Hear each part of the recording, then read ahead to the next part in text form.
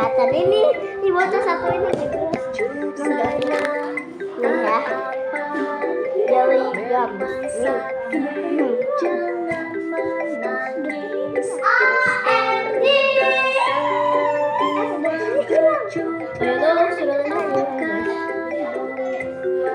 Assalamualaikum warahmatullahi wabarakatuh.